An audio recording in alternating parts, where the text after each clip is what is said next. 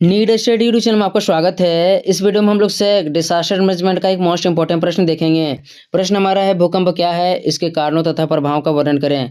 What is an earthquake, describe its causes and effects. भूकंप क्या होता है, इसके क्या कारण है, क्या प्रभाव पड़ते हैं, इस वीडियो में एकदम हम लोग अच्छी तरह से कवर करेंगे। उससे पहले मैं बता देता हूँ, यदि आप इस वीडियो को पहले देख चुके हो तो एक बार फिर से देख लेना है ताकि एग्जाम में आप अच्छी तरह से लिख सको।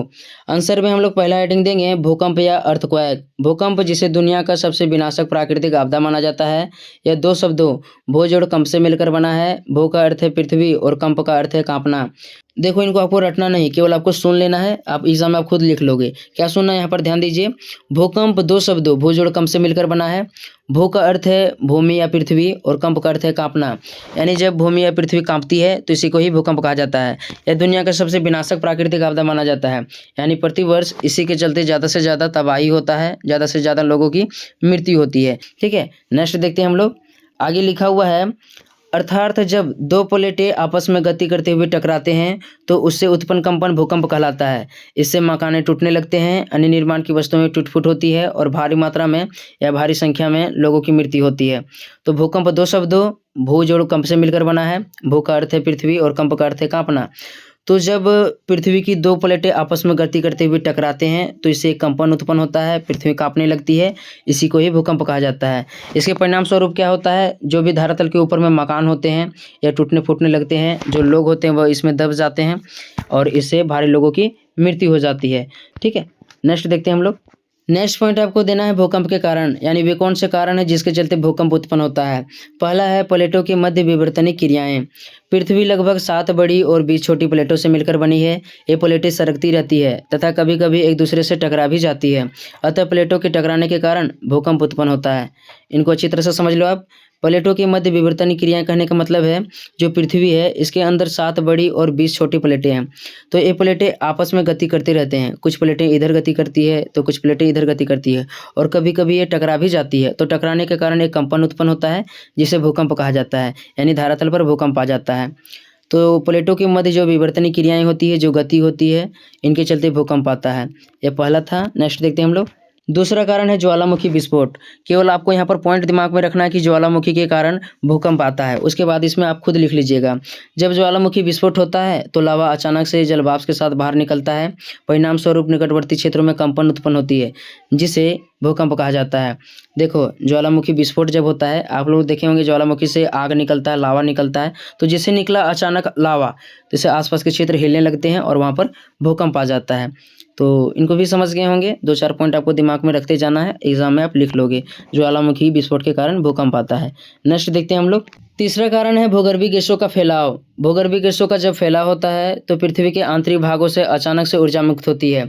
यह ऊर्जा चारों दिशाओं में भूकंपीय तरंगों के रूप में फैल जाती है, जिससे पृथ्वी पर कंपन उत्पन्न होती है और भूकंप आ जाती है। इनको अच्छी तरह से आप समझो। भूगर्भीय गैसों कहने का मतलब है भूमि के अंदर गैसें। आप लोग जानते होंगे, जो भूमि के धरातल है नीचे से गर्म है, तो गर्म होने के कारण वहाँ भाप भी उत्पन्न होता है और जो भी गर्म चीज़ वस्तुएं होती है ऊपर की ओर जाती है।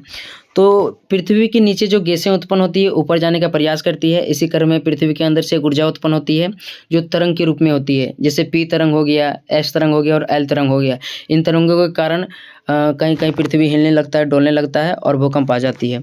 तो भूगर्भीय गैसों के कारण, यानी भूमि के अंदर जो गैसें हैं, इनके चलते भी भूकंप आती है। नेक्स्ट अब हम लोग देखते हैं। चौथा कारण है रीड का प्रत्यास्थ उत्क्षलन सिद्धांत। रीड महोदय के अनुसार भूगर्भिक चट्टानों में तनाव होती रहती है। प्रत्येक चट्टानों में तनाव को बर्दाश्त करने की क्षमता होती है। उस क्षमता के बाद वह तनाव को नहीं झेल पाती है और वह टूट जाती है।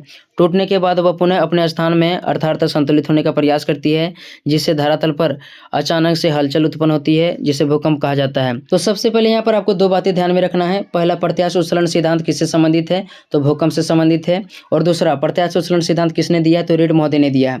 इन दोनों बातों को आपको ध्यान में रखना है, 1 नंबर वाले प्रश्न में आ सकता है। तो जो रीड का प्रत्यास्थ उत्क्षलन सिद्धांत है, इनके अनुसार चट्टानों में जो चट्टानें होती है इसमें तनाव को सहने की क्षमता होती है, दबाव को इसमें सहने की क्षमता होती है। इसके बाद ये टूट जाती है। तो इनको समझना है। जैसे आपको नारियल ले लिए, नारियल में आप दबाओगे ना एक हाथ से तो वह नहीं टूटेगा, लेकिन वहीं से यदि आप हाथी को चढ़ा दो तो वह फूट जाएगा कि नहीं फूट जाएगा। तो अचानक से उसमें जैसे ही फूटता है कंपन उत्पन्न होता है। तो जो रीड का प्रत्यास्थ सिद्धांत है यही कहता है कि यदि आप किसी चट्टान को खींच रहे हो, इसमें दबाव डाल रहे हो, तो एक समय के बाद ये टूट जाएगा।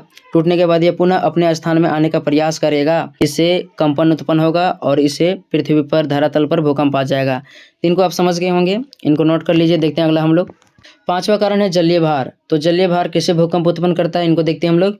जब मनुष्य नदियों पर बांध बनाकर बड़े बड़े जलाशयों का निर्माण करते हैं तो इससे जलाशयों में जल की मात्रा आवश्यकता से अधिक बढ़ जाती है। परिणाम स्वरूप जल चट्टानों पर अपना प्रभाव डालने लगती है, जिससे तीव्र भूकंप की संभावना बढ़ जाती है। इनको अच्छी तरह से समझना है। देखो, जो मनुष्य होता है बहुत सारे बांध बनाता है, डैम बनाता है, तो जहाँ पर बांधों या डैमों का निर्माण किया जाता है दोनों ओर चट्टानें जरूर होता है। ठीक है, नदियों के किनारे दोनों ओर चट्टानें होते हैं, इसमें बहुत सारी पानी भरा होता है और जो ये पानी होता है गति करती रहता है। ऐसा बात नहीं कि वह स्थिर रहता है, गति करने के क्रम में वह अगल बगल की जो चट्टानी होती है वो पर दबाव डालता है। दबाव डालने के कारण वहाँ पर भूकंप की संभावना बनी रहती है। यानी जलीय भार जितना अधिक होगा आसपास के क्षेत्र में भूकंप आने की संभावना उतना होगी। तो इनको समझ गए होंगे, जलीय भार के कारण भूकंप आता है। नेक्स्ट अब हम लोग देखते हैं। छठा कारण है पृथ्वी का सिकुड़ना। पृथ्वी अपने जन्म के बाद से लगातार सिकुड़ रही है। पृथ्वी के सिकुड़ने के कारण इसके विभिन्न परतों में परिवर्तन होने लगते हैं, जिससे भूमि के आंतरिक भाग में कंपन होती है और यह भूकंप का रूप ले लेती है। इनको अच्छी तरह से आप समझो। जब से पृथ्वी का निर्माण हुआ है, जब से पृथ्वी का जन्म हुआ है, यह धीरे धीरे क्या हो रहा है, छोटा होते जा रहा है, यानी यह धीरे धीरे सिकुड़ रही है। इसके चलते से अन्य जितने भी इनके भाग हैं उनमें भी थोड़ा थोड़ा परिवर्तन देखने को मिलता है। परिणाम स्वरूप क्या होता है, जो धरातलीय भाग होता है यहाँ पर भी कंपन देखने को मिलता है, जिसे भूकंप कहा जाता है, या इन्हीं कंपनों के चलते भूकंप आता है। ये 6 कारण था भूकंप के। इनको आपको एक बार अच्छी तरह से देख लेना है, वीडियो को एक बार नोट कर लेना है, एकदम आपको समझ में आ जाएगा। नेक्स्ट अब हम लोग देखते हैं। नेक्स्ट पॉइंट आपको देना है भूकंप के प्रभाव, यानी भूकंप के क्या क्या प्रभाव पड़ते हैं, इसको हम लोग देखते हैं। फर्स्ट हमारा है अवस्थापना सुविधाओं की क्षति। जब भूकंप की घटनाएं होती है तो भूकंप प्रभावित क्षेत्रों में विभिन्न प्रकार के भवन, रेल लाइन, सड़क परिवहन, दूरसंचार, विद्युत जलापूर्ति, पुल तथा पुलियां आदि टूट जाती है, जिससे अवस्थापना सुविधाएं या मानव निर्मित संरचनाएं ध्वस्त हो जाती है। देखो, केवल आपको पॉइंट में दिमाग में रखना पड़ेगा, यानी कि जो भूकंप है इसके चलते अवस्थापना सुविधाओं की क्षति होती है, इतना दिमाग में रखिएगा। बाकी एग्जाम में आपका कोई भी आपदा का प्रभाव पूछा जाता है, पॉइंट दिमाग में रहेगा तो उससे रिलेटेड आप लिख लोगे।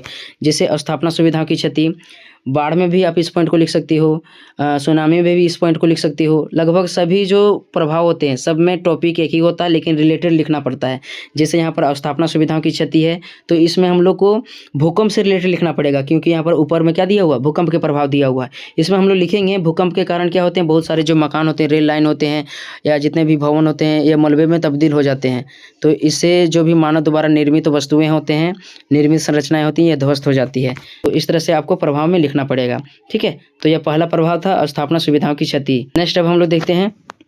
दूसरा प्रभाव है जनधन की हानि। तो यह भी लगभग प्रत्येक प्रभाव में एकदम सिमिलर पॉइंट है। यहाँ पर हम लोग भूकंप से रिलेटेड देखते हैं। भूकंप के कारण कुछ ही मिनटों में मकान तहस नहस हो जाती है। अचानक आए भूकंप के कारण लोगों को सुरक्षित स्थानों में जाने का मौका नहीं मिल पाता है। परिणाम स्वरूप बहुत सारे लोग मलबे में दब जाते हैं, जिससे भारी मात्रा में जनधन की हानि होती है। तो जनधन की हानि लगभग प्रत्येक आपदा में होता है। यह एक सिमिलर पॉइंट है। भूकंप के कारण जब अचानक से भूकंप आया, घर मकान तकान धंस गया, उसमें जो आदमी था दब गए, इससे उनकी मृत्यु हो गई। तो मृत्यु हुई तो वहाँ पर जन और धन की दोनों की हानि हो गई। नेक्स्ट अब हम लोग देखते हैं।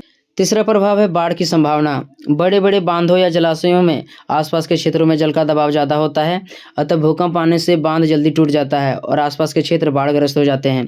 तो इस पॉइंट को मैंने आपको समझा ही दिया था। जब कोई भी बांध बना रहे हैं ना तो वहाँ पानी भरा हुआ रहता है और पानी क्या करता है, आसपास के जो चट्टानें हैं तो इस पर दबाव डालता है, जिससे वहाँ भूकंप आने के काफ़ी चांसेस होते हैं। और जब कभी भी वहाँ भूकंप आता है तो बांध जल्दी टूट जाता है और आसपास के जितने भी क्षेत्र हो गए बाढ़ग्रस्त हो जाते हैं। तो भूकंप के कारण कभी कभी लोगों को बाढ़ का भी सामना करना पड़ता है। तो इनको भी समझ गए होंगे, भूकंप के कारण बाढ़ आता है। नेक्स्ट अब हम लोग देखते हैं। चौथा प्रभाव है भूस्खलन। धरातल का अचानक धंस जाना अथवा मिट्टी या चट्टानों का ऊपर से नीचे गिरना भूस्खलन कहलाता है। अर्थात जब भूकंप आती है तो धरातल नीचे धंस जाती है, जिससे भूस्खलन संबंधित घटनाएं होती है। देखो, भूस्खलन वाले वीडियो में मैंने आपको बताया था कि जब कोई चट्टाने ऊपर से नीचे गिरता है, लुढ़कता है, तो इसे ही भूस्खलन कहा जाता है। भूकंप जब भी पहाड़ी क्षेत्रों में आता है तो जो भी चट्टाने होते हैं, मिट्टी होता है, वहाँ से धंस करके नीचे गिर जाता है। तो भूकंप के कारण भूस्खलन संबंधित घटनाएं भी होती है। यह इसका चौथा प्रभाव था। नेक्स्ट देखते हैं। आग का लगना। वनों या पहाड़ी क्षेत्रों में भूकंप आने से चट्टानें आपस में टकराने लगती है, जिससे चिंगारी उत्पन्न होती है और आसपास के क्षेत्रों में आग लग जाती है। तो जब कभी भी पहाड़ी क्षेत्रों में भूकंप आया तो वहाँ से जो चट्टानी होते हैं हिलने डुलने लगते हैं और वहाँ से क्या होता है, एक दूसरे से टकराया जैसे चिंगारी उत्पन्न हुआ, चिंगारी उत्पन्न होगा, सूखे पत्तों में आग लग जाएगा और वही जंगलों में धीरे धीरे पूरे आग फैला देगा, या आसपास के जितने भी क्षेत्र हो गए वहाँ पर आग फैल जाएगा। तो भूकंप जब भी आता है इनके चलते आग लगने की संभावना होती है या आग लग सकता है। ठीक है, नेक्स्ट देखते हैं हम लोग। छठा प्रभाव है सुनामी। तो देखो जो भूकंप है इसके कारण बहुत सारे प्राकृतिक आपदा उत्पन्न हो जाते हैं, जैसे भूस्खलन हो गया, बाढ़ हो गया, सुनामी हो गया। इसी प्रकार से भूकंप के चलते बहुत सारे प्राकृतिक आपदा आ जाते हैं। तो भूकंप के चलते सुनामी कैसे उत्पन्न होता है इसको हम लोग देखते हैं।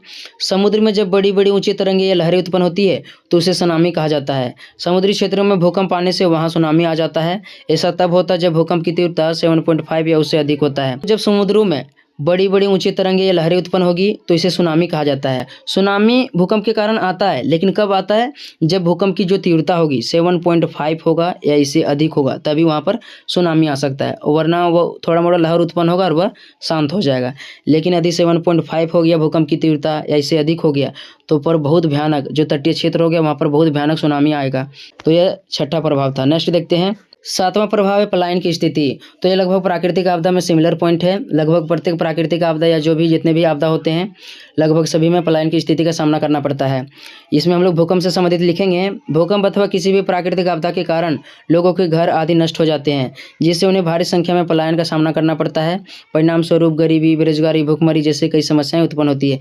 तो इस पॉइंट को लगभग मैंने प्रत्येक वीडियो में बता दिया है, इसको समझाने की जरूरत नहीं है।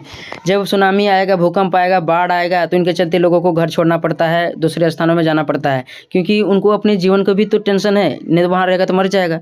तो उनको पलायन की स्थिति सामना करना पड़ता है, जिसके चलते गरीबी, बेरोजगारी, भूखमरी जैसी और भी कई समस्याएं आ जाती है। तो यह था पलायन की स्थिति जो लगभग प्रत्येक प्राकृतिक आपदा में सामना करना पड़ता है। नेक्स्ट अब हम लोग देखते हैं। सबसे अंत में क्या लिखना है आपको, निष्कर्ष लिखना है। इस प्रकार से ऊपरी तथ्यों के आधार पर कहा जा सकता है कि पृथ्वी के हिलने डुलने की घटना ही भूकंप कहलाती है, जिसके कई कारण और परिणाम होते हैं। तो इस प्रकार से निष्कर्ष में लिख देना है, जब पृथ्वी हिलती डुलती है तो इसे ही भूकंप कहते हैं। इसके बहुत सारे कारण होते हैं और परिणाम होते हैं जो अभी हम लोगों ने देखा। नेक्स्ट वीडियो में, तब तक के लिए धन्यवाद।